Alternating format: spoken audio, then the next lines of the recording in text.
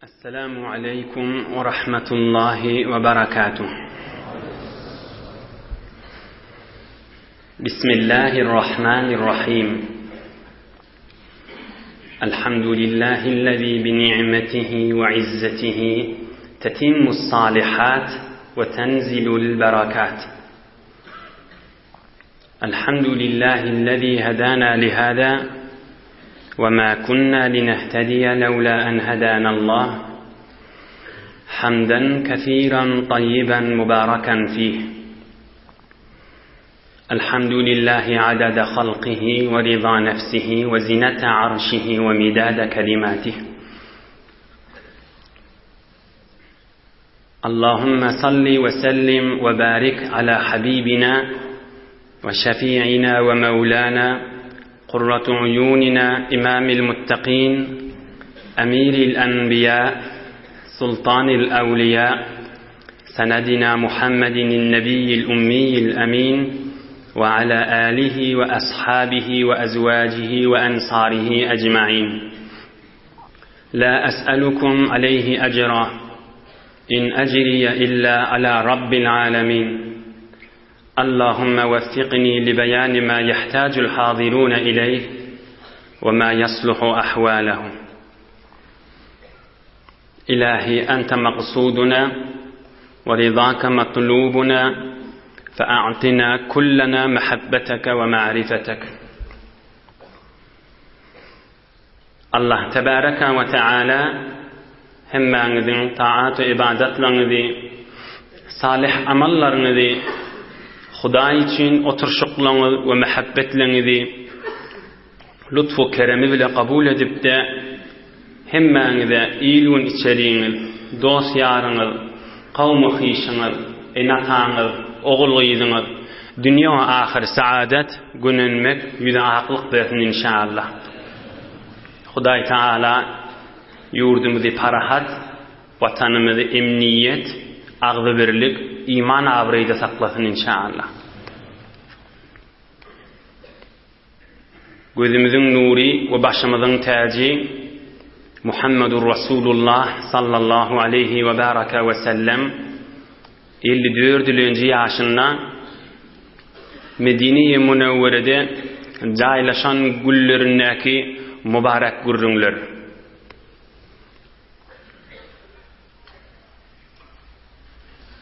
Peygamberimiz yaxşı sahabaları bilen caylaşandan sonra Müslümanların arasında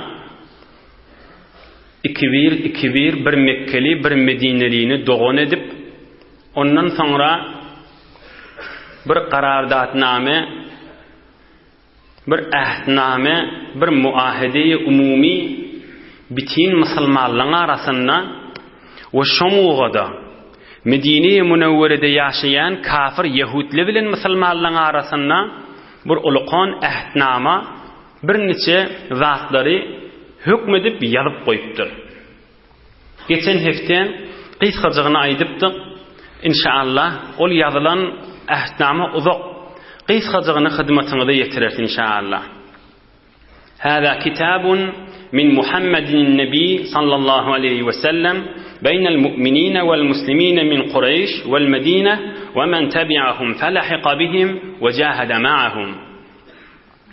Şu kitabı hakikat yazyan Muhammed Resulullah sallallahu aleyhi ve sellem mümin Müslümanların arasında hala Medineli Müslüman olsun, hala Mekkeli Müslüman olsun ya başka yurttan gelen Müslümanlar olsun, hemmelerinin arasında yazılan yazgı.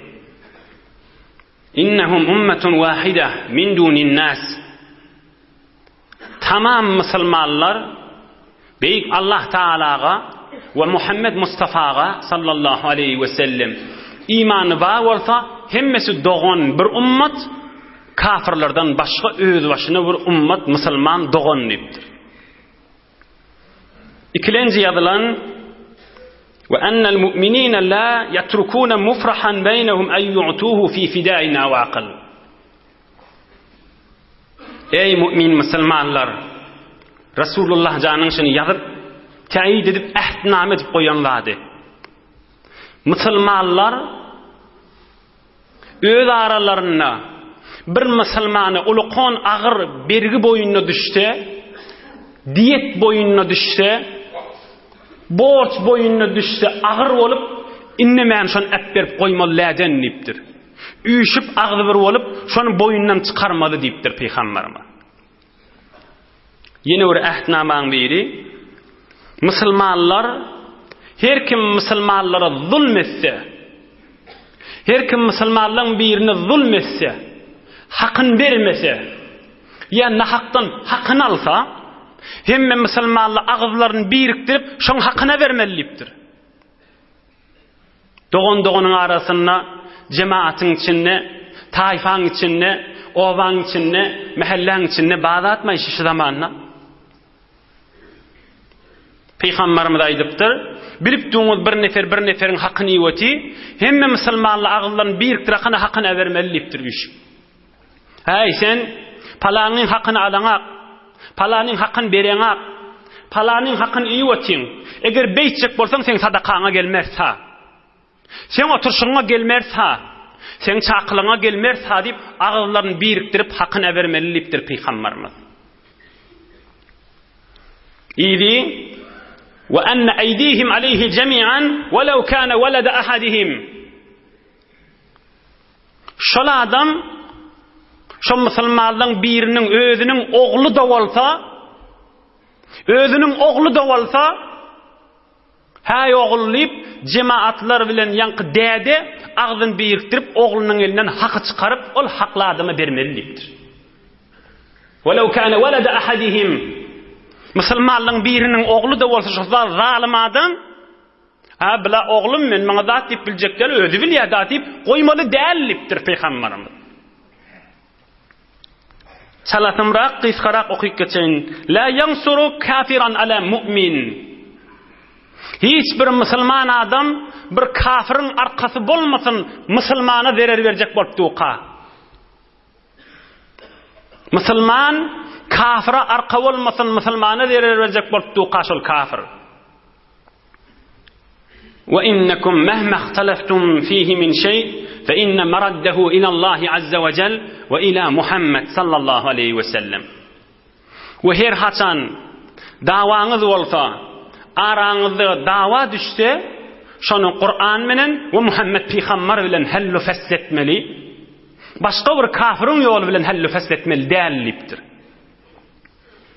Muhtasarrak Müslümanların arasında Resulullah canı yazdırıp teyit edip koyan ehdnamalarından şey.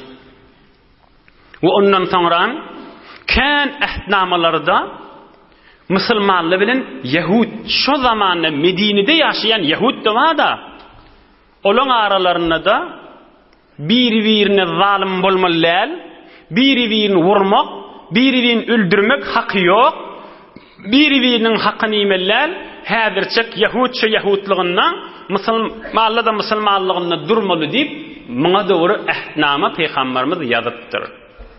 O şeylekliğin Medine-i Münevvere bir İslami bir devlet tıkılıp, bir emniyetçilik bulup, Resulullah canına başları olup, bir hükümet ağlıbirlik bilen başlaptır. İnni bir kıyıskacık almalı dersimiz var. İnşallah dersi alar, izinden Peygamberimizin mübarek gurrunlarının izini alıp gideriz. Ey mümin Müslüman doğullar, Peygamberimizden yani yazılan zatları, Peygamberimizin yazdıran zatını eşittiniz. Müslümanlar, Hudaya Peygamber'e imanı varlar, hemmesi doğanlıydı. Kafire kömek verip Müslümanı horlap koymalılarlıydı. Zalim şolun birinin oğlu da olsa, barıp hakkını almalı şon elinenliydi. Yine Resulullah'ın hükmü şey.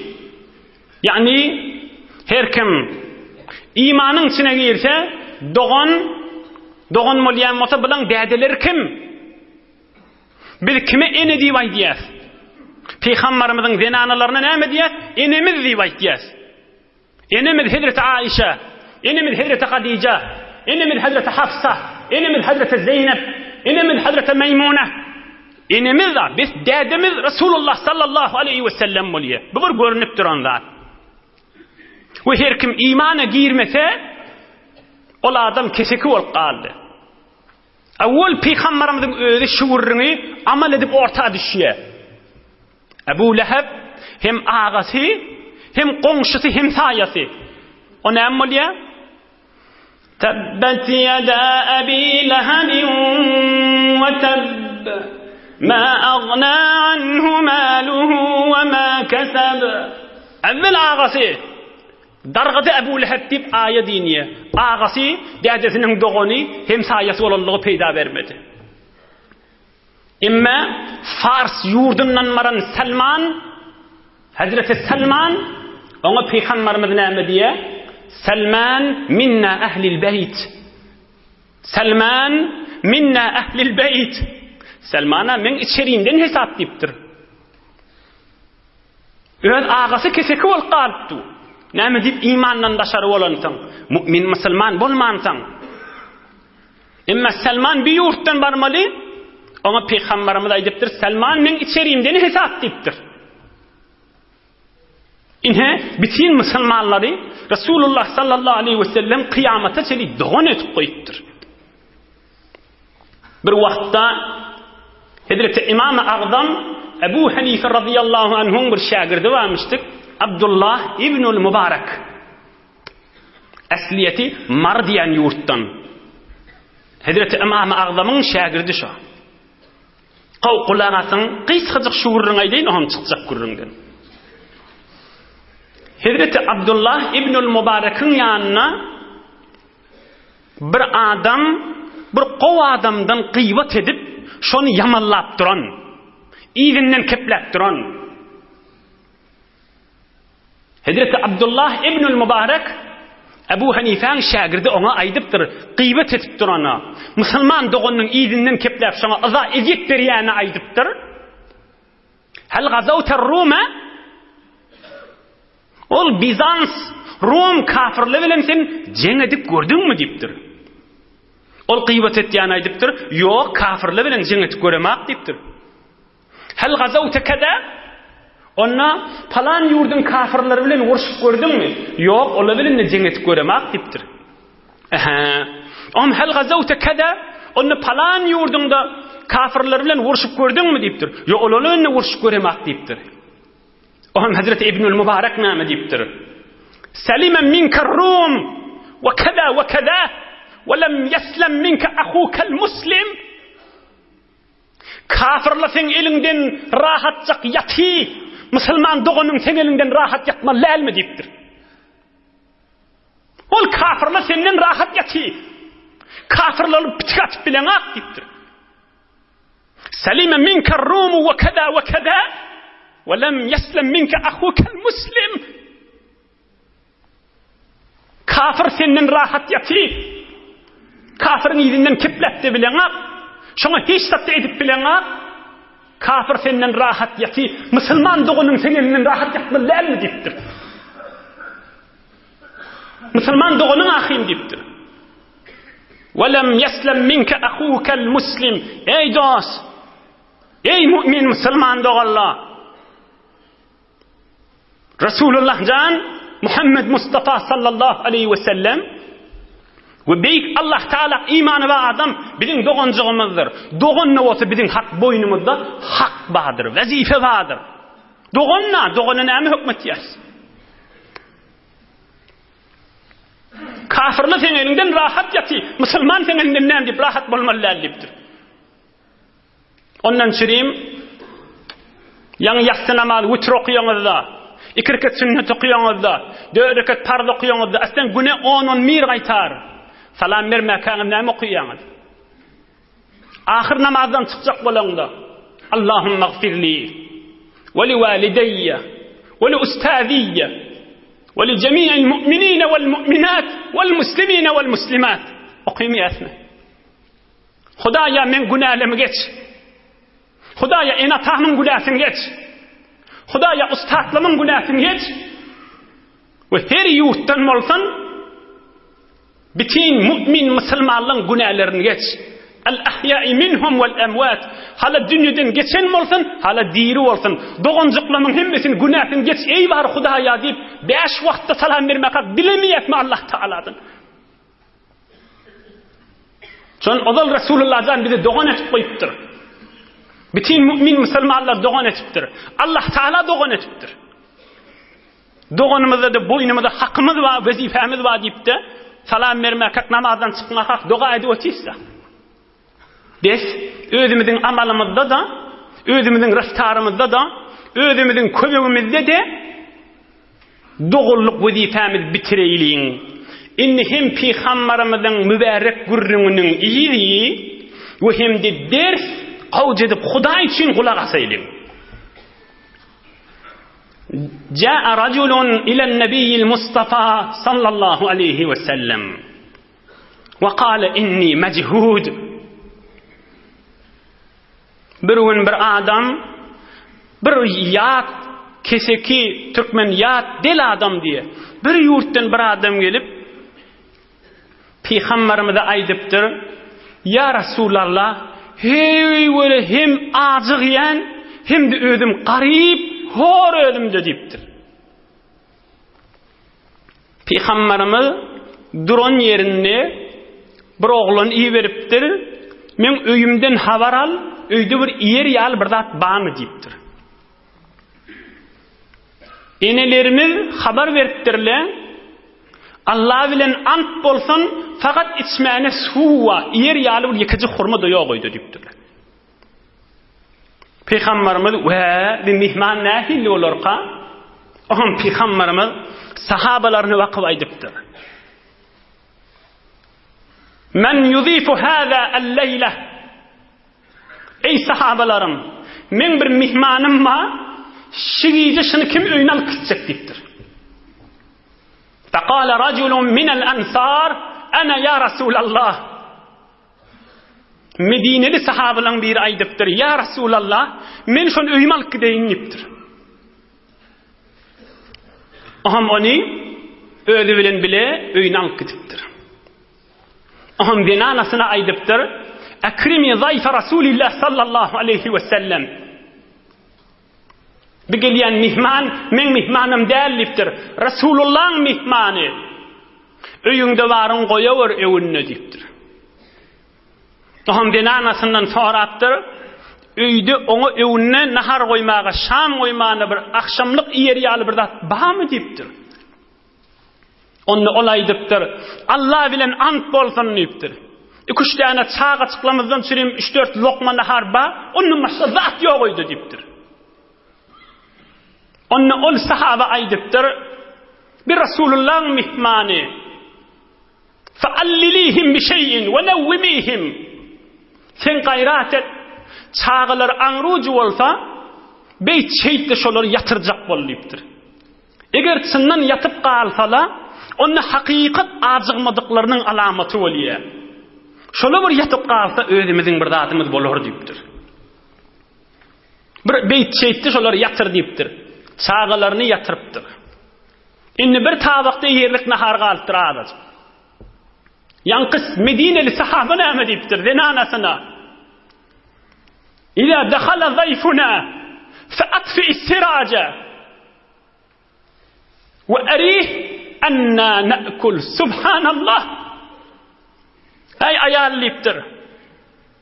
İşte nahar getirip koyan da çırağını panarı becerecek yalette üflek över deyiptir. Otok karanqı olsun deyiptir.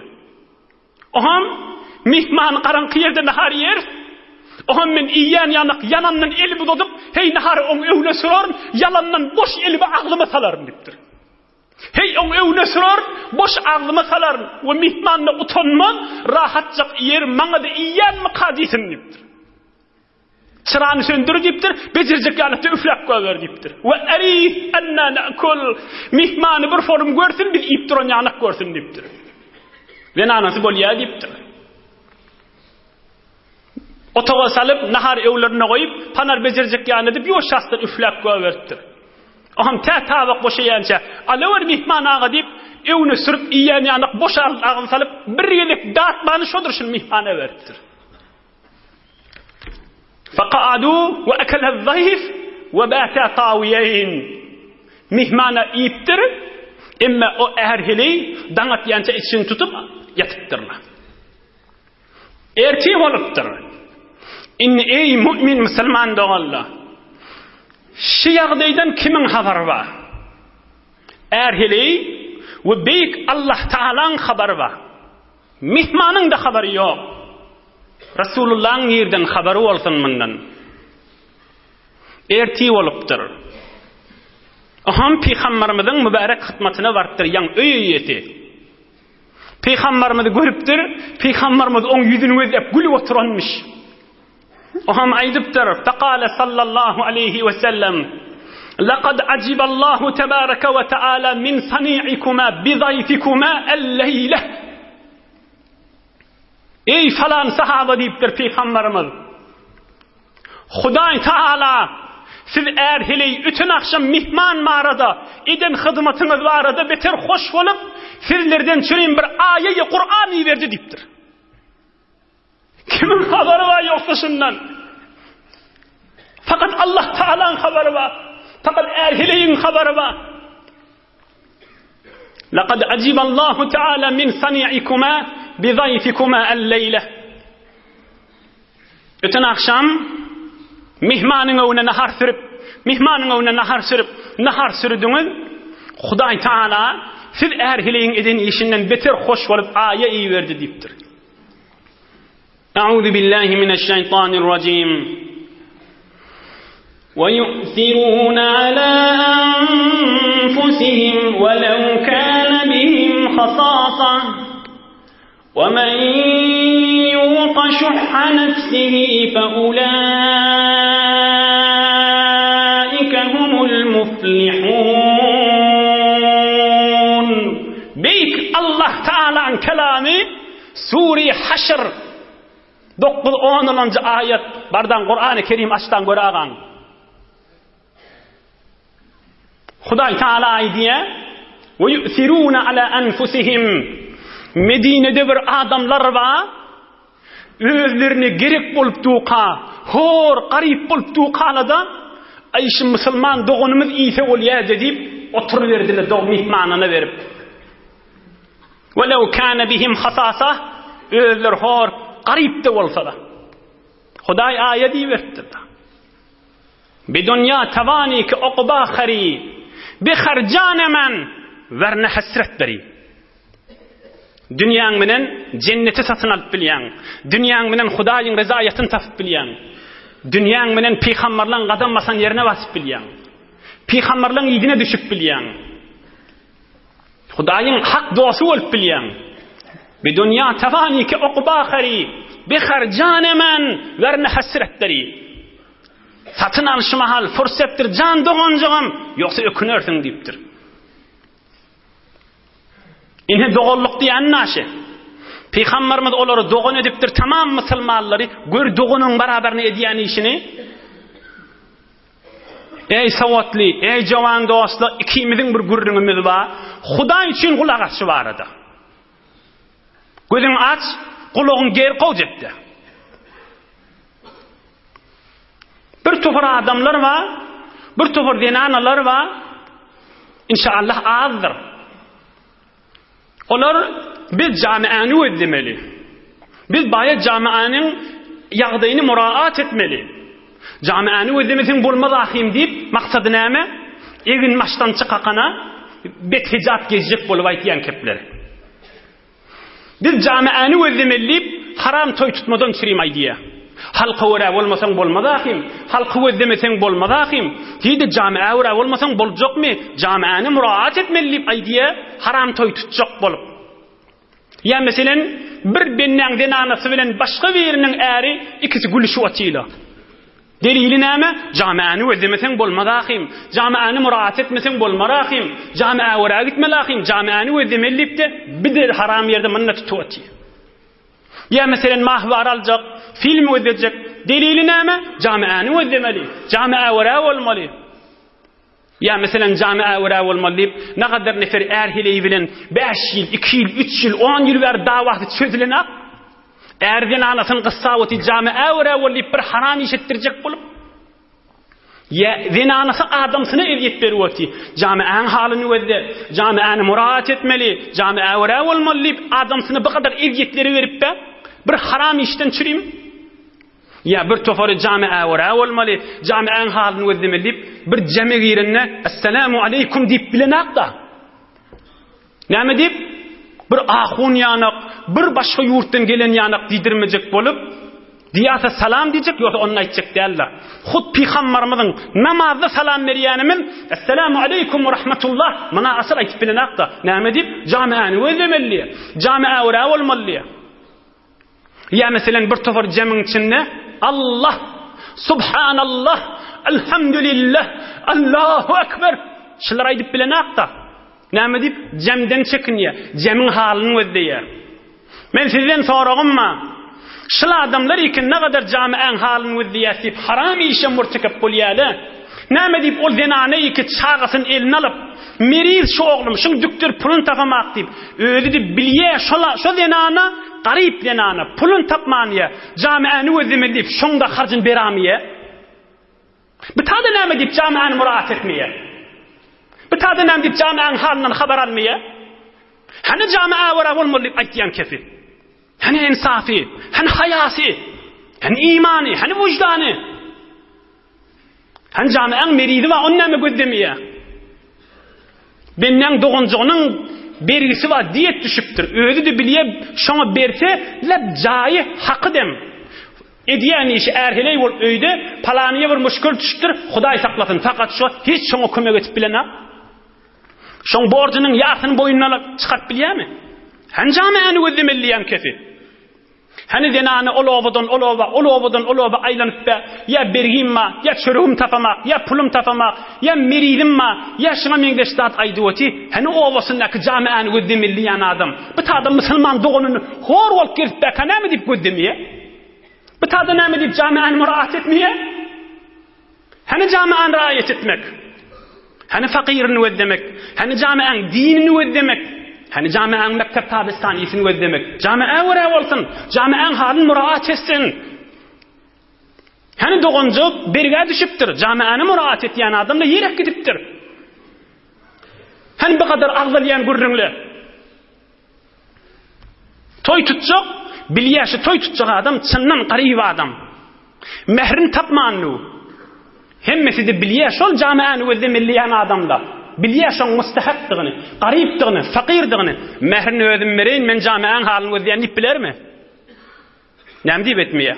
Han jami'a walyny gözleýärligi, han jami'any muraat edýärligi. Näme diýip haram iş insan etjek bolanna, men jami'any gözleýän, jami'any muraat edýänligi baýdyýar.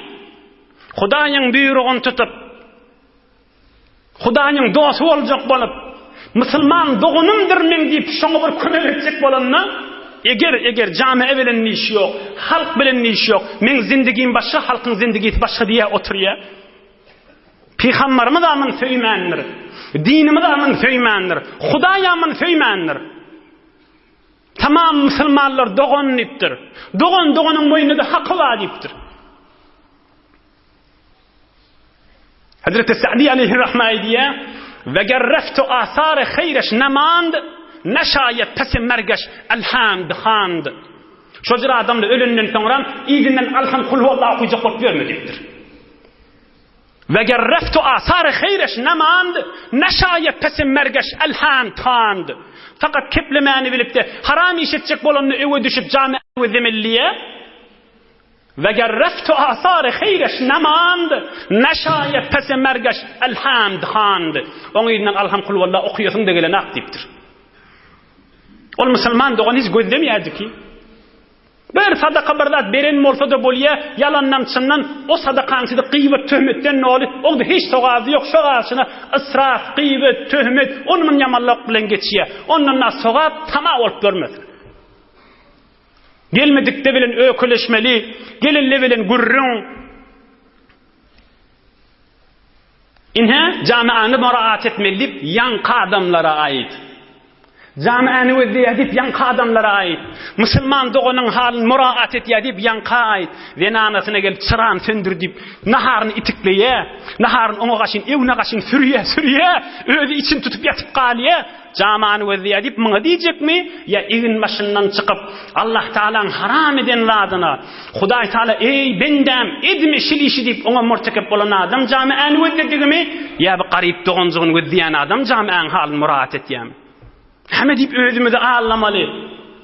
Özümüzü ağlamalı. Hudaya Allah olacak mı? Yaradan Kadir Beyik Allah'ını Allah olacak mı? Ey mümin Müslüman doğulla. Hem deyip özümüzü ağlamalı.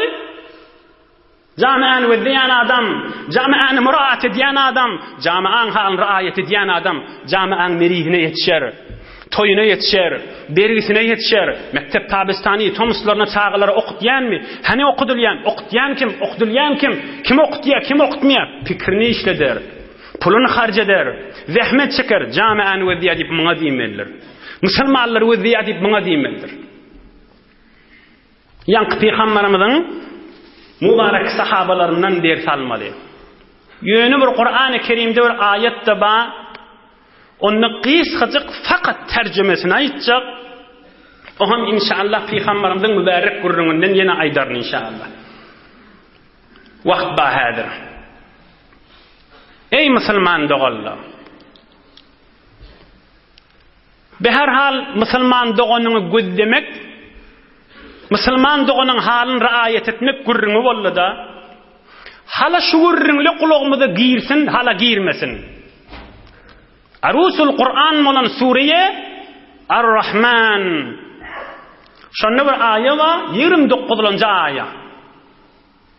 Huday Teala aydiye Euzu billahi mineşşeytanirracim. Yes'aluhu men fissemavati vel ard. Kulle yevmin huve fi şe'n. Febi'eyyi âlâi rabbikuma tükellibân.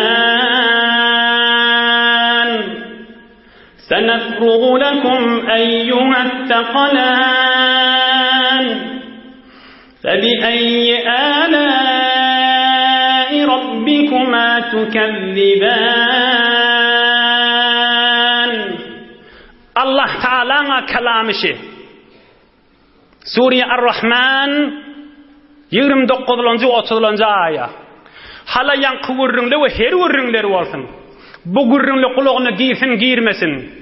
Evvel özüme nasihat deyip özüme aydiyen, sonra siz doğullara Allah'ın kelamının fakat tercümesini aydıp o hem gurrunu izin alıp gidecek. Huday aydiye yes'aluhu men fissemavati vel ard. Yerdeki ve göğündeki zatlar tamam Huday'dan dileşivetiyle. Hudaya oğul ver, Hudaya qiyil ver, Hudaya ırzkal ver, Hudaya bereket ver, Hudaya ilm ver, Hudaya canını al, Hudaya canını alma, Hudaya şefa ver, Hudaya gelsin, Hudaya gitsin. Tamam dileşivetiyle yerdeki ve göğündeki zatlar deyiptir Allah Teala. Yes'aluhu men fissemavati vel ard. Yerdeki ve göğündeki zatlar tamam hemmesi Huday'dan giyeceğini dilavetiyle. Kulle yevmin huve fi şe'n. Hudaya diye men Hudayda şolum himmelerine cevap olup haklarını verivetin diye. İyi senefrugu lekum eyyuhessakalan. Ey insanlar ve ey cinler bu mahal dileyenin menni verivetin deyiptir Huday Teala. Emme işte bir vaqtda bu gurrunlu yok fakat siz bilen hesaplaşacak deyiptir. Allah'ın kelamışı. Bardağın tercümesini gözlek görağın. Suriye Ar-Rahman 30. 29. ayet. Senefrugu lekum eyyuhessakalan. Dileşip bir zat edip o zat yok deyiptir. Fakat hesaplaşacak şu gününe deyiptir. Kıyamet gününe. Bu mahal özümüzü Allah'ımız bilenle ay falan camianı özlemeli bir zat etmeli deyiptir. Bu kadar haram işleri murtekep bolup da belli derler gözümüzün yaşı tükönüp kan akmalı yağdaya baragamaylayın özüme ve siz doğullara nasihatli vaydiyan. Çın Müslüman doğulları gözleyerlerden bulaydın. Emme geleydin mübarek Peygamberimizin gurrununa. 10-12 dakika vakt bahadır. Müslümanları doğun etti. Müslümanlar bilen Yahudilerin arasında da Resulullah can birini degmeli dällip de ahdnama yazdı. Bismillah.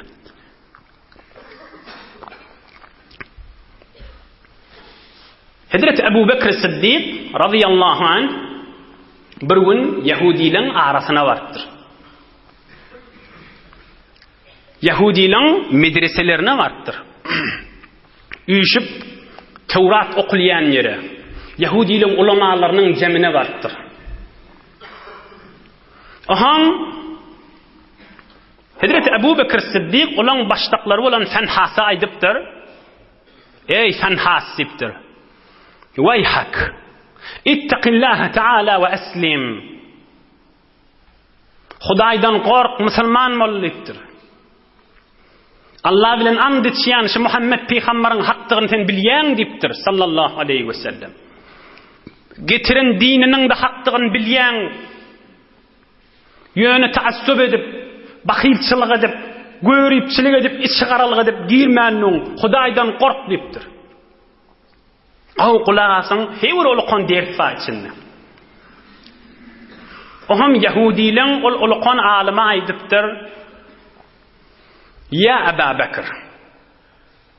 Ey Ebu Bekir dipdir. Ebu Bekir Siddiq'i kepletmejek bolup Hudaý Taala barada bir biedepçilik kep aýdypdyr, şaýan aýtjak bolýan. Ey Ebu Bekir dipdir.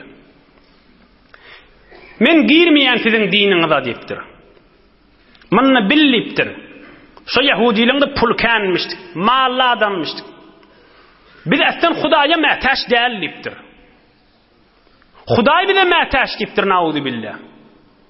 Ebu Bekir Siddiq näme dipdir? Onna siziň dostuňyz aýtýar, peýgamberimiz aýtýar-da. Siz şu mahal sadaka berseňiz, diniňize kömek etseňiz, Müslüman doğanyňyza kömek etseňiz, Hudaýa garz berdiňizi bolýar, o kıyamatda Hudaý Taala ejriňizi berjek diýip aýdýar. Hudaý Taala ona garyp bolmalar diýipdir, bize garz berdi diýip aýtýar diýipdir. Biz aslan ihtiýaçymyz ýok Hudaýa diýipdir, şikayet aýtdypdyr, nauzu billah. Ebu Bekir Siddiq men jydap bilmäni, bile bilen ýankytan hasawdy kişide ýüne urtdy, gaty urtdy. Aham aýdypdyr: "Wallazi nafsi bi yedihi." Ol Allah bilen and etýän ki men janym şu Hudaýyň eline. Peýgamberimiz bir ahdnama ýazdy, biri-biriňde degmeli dällip. Şu ahdnama bolmadyk bolsa kelläň keserdim şu jemyň içinde diýipdir. Ahdnama bolansaň duun diýipdir. فذهب اليهودي إلى رسول الله صلى الله عليه وسلم. Ama Yahudlaryň alimi peýgamberimize gaşyn bartdyr. Seni şikayet etjek, meni wurdyň diýipdir. Peýgamberimiziň mübarek hyzmatyna huzuruna gelipdir. O ham aýdypdyr: "Sen dostuň, sen ýoldaşyň meni wurdy" diýipdir. O ham peýgamberimiz Hazreti Ebu Bekir Siddiq radıyallahu anh'dan soraýapdyr: "Ey Ebu Bekir, näme diýämiň dawasynda näme diýäň" diýipdir. Hazreti Ebu Bekir Siddiq aýdypdyr: "Ya Resulallah, Allah Taala garyp, biz baý diýip aýtýaşly adam" diýipdir. "Jydap bilmedim, göterip bilmedim, bile bilen wurdum" diýipdir. Ol Yahud näme diýipdir? "Fajahadal Yahud we qala ma qultu zalika." Allah diýipdir, men beý diýip aýdamak diýipdir. Yahud aýdypdyr: Ebu Bekir Allah'a men beydiyemak diýipdir. Peýgamberimiz durupdyr, indi näme etmeli? Allah Taala aýaty beripdir. Sure Ali Imran 181-nji aýa. Euzu billahi mineşşeytanirracim. لقد سمع الله قول الذين قالوا إن الله فقير ونحن أغنياء. Ayet vertir Allah Teala. Manasını ver. لقد سمع الله. Hudaýa diye men özüm eşitdim. Yahudi Hudaý garyp diýip aýdallygyny diýipdir. Hudaý şahit. Şol Yahudi aýtdy diýip aýaty beripdir. لقد سمع الله قول الذين قالوا إن الله فقير. Hudaý garyp diýip aýtdy şu ýanyndaky Yahudi diýipdir. Allah Taala aýaty beripdir. Tarafy başşak bolup Ebu Bekir Siddiq'i kepletmejek bolup Maňa jogap aýtmaz diýip gowkulagatyň dersini. Ebu Bekir Siddiq maňa jogap tap bilmez diýip Hudaý Taala bir edepçilik edýärdi. Yer göň yaradan Kul huvallahu ahad Allahus samad lem yelid ve lem yulad ve lem yekun lehu kufuwan ahad Allahu ekber ve lem beýik Allah Taalaň azamatynyň baraberine bir edepçilik edýärdi. Bir edepçilik edenseňde Hudaý Taala özüm şahit diýip aýaýy beripdir. Az Hudaň joýym tawfiqy edep bi edep mahrum mant az lütferap. Hudaýdan diläýin Hudaý bize edep bersin diýip. Bi edep adam Hudaýyň lütfündan daşdyr. Az edep purnur geçdäs imfelek ve az edep ma'sum pakamet melek. Yıldızları özden milyardıha yıldızları edebi olansan Hudaýyň büýren ýerinden çykmanjyk, çakışmanjyk, dargamanjyk girip de älim jahan ýalsylatyp awadalan. Edebi olansan şaň, tertibi olansan, nazmy olansan, perişteleňde edebi olansan ma'sum bollar. Az edep purnur geçdäs infelek ve az edep ma'sum pakamet melek. Edebi olansan periştelen ma'sum bollar. Ondan şirin biz Müslümanlar dersini aydıp tamam ettik. Biz mümin Müslümanlar büyük Allah Taala'nın azamatının beraberine koyyan edeplemizden bir neçesini aydıp tamam edelim. Peygamberimiz Hudaý Taala'nın azamatının beraberine edip koyup her namaz okuyanna Esselamu aleyküm ve rahmetullah, Esselamu aleyküm ve rahmetullah salam berim moyuna estağfirullah, estağfirullah, estağfirullah diyenmişti. Hudaýa yerine yetip bilmedim. Hudaýa sana gelişikli formalyna ibadet edip bilmedim. Hudaýa men bagışla diýenmişdi. Namaz okuydum diýip minnet etdigim bolamasyn diýip. Hudaýyň azamatynyň beraberine gürlidigim bolamasyn diýip Rasulullah janyň edip goýşyny öldü. Salam berim moýuna hemişe estağfirullah, estağfirullah, estağfirullah. Hudaýa men bagışla yerine yetirip bilmedim diýenmişdi. Ya mümin musulmanlardan evliya adamlar varmışdy.